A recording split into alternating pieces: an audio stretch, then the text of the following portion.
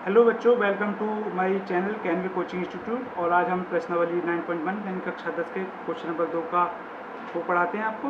यहाँ लिखा हुआ, आंधी आने से एक पेड़ टूट जाता है और टूटा हुआ भाग इस तरह मुड़ जाता है कि पेड़ का शिखर जमीन को छूने लगता है और इसके साथ 30 का कोण बनाता है।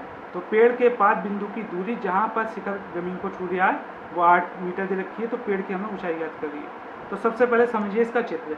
यदि आप इस प्रश्नावली के चित्र को समझ जाते हैं तो मैं गारंटी के साथ कह सकता हूं कि आपका सवाल बिल्कुल सही हो जाएगा। ठीक है, तो सर्वप्रथम देखेंगे, हमने पहले एक पेड़ बना लिया है। ठीक है, वो कह रहा है पेड़ जो है आपका टूट कर गिर जाता है और उसका जो शिखर था, शिखर मतलब जैसे मान लीजिए ये वाला एरिया था, ये टूट के यहाँ पर आगे तरफ आके जमीन से आपको ये टच कर रहा है। ठीक है, तो यहाँ पर जो कोण बनना है वो 30 का बनना है तथा जमीन से जो दूरी पर जहाँ तक वो पेड़ गिरा था वो दूरी क्या दे रखी थी आपकी 8 मीटर दे रखी थी। हमें क्या करना है, पेड़ की ऊंचाई ज्ञात करनी है। पेड़ की ऊंचाई में h मान लेते हैं।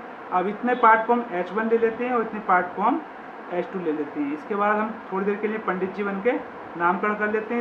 इसका नाम A ले लेते हैं, इसका B ले लेते हैं, इसको C, इसको हम D मान सकते हैं। तो जो चीज़ हमें ज्ञात करनी होगी पहले हम उसको ले लेते हैं। तो मान लेंगे, माना पेड़ की ऊंचाई h मीटर है और h बराबर किसके हो जाएगी आपकी h1 प्लस के h2, यानी कि h1 और h2 अगर दोनों हम ज्ञात कर लेंगे तो हमारे पास क्या होगी, दूरी प्राप्त हो जाएगी। और ध्यान रखेंगे जैसे ये आपका h2 था, ये आपका टूट के इधर गिरा है। ठीक है, तो ये भी क्या हो जाएगा आपके पास h2 हो जाएगा। ठीक, तो हमें क्या ज्ञात करना है, इसमें h1 का मान ज्ञात करना है, h2 का मान ज्ञात करना है। उसके बाद हमको दोनों को जोड़ देना है और हमारा आंसर वेरी सिंपल तरीके से आ सकता है। तो सबसे पहले हम यहाँ पर ले लेते हैं त्रिभुज ABC में। ठीक है, तो यहाँ पर AB की वैल्यू क्या दे रखी है हमारे पास, h1 है और BC की वैल्यू क्या है, 8 है और जो हमारे पास थीटा यानी कोण है वो कितना है, 30 है। एक चीज़ ध्यान रखिएगा, लाल बटे कक्का।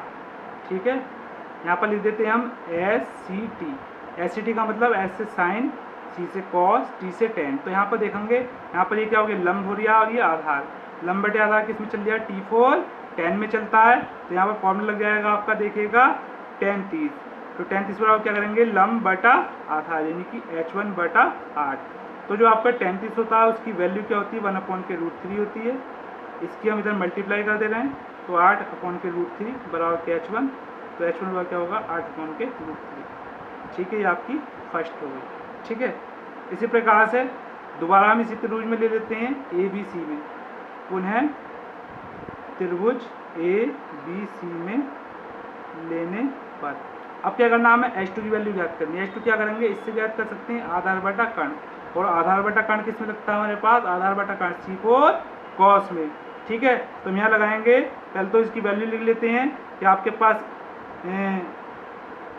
AC बराबर h2 हो जाएगा, BC बराबर हमारे पास 8 रहेगा, थीटा का मान आपके पास 30 रहेगा। ठीक है, तो हमें मान लगाना है कॉस का। तो यहाँ लिखते हैं कॉस 30 लगा लेंगे क्योंकि आधार बटे कर्ण चल लिया, आधार आपके पास 8 हो गया, कर्ण कितना हो गया आपके पास 2। और जो कॉस 30 होता है उसकी वैल्यू क्या होती है, √3/2 होती है। इसकी वैल्यू लगा ली, इसको हमने ऐसे रहने दिया, तिरछी गुणा करेंगे, √3 के साथ पहुँच जाएगा आपके पास h2, 8 दिन कितना हो जाएगा आपका 16 हो जाएगा। ठीक है, ये 3 गुणा में है, गुणा वाला बराबर की दूसरे जगह क्या हो जाता है, भाग का होता है। ये आपकी क्या हो गई, 2 हो गई। ठीक है, इन दोनों को जोड़ेंगे, किसके बराबर करेंगे, 1 के बराबर रख देंगे। ठीक है, h के बराबर।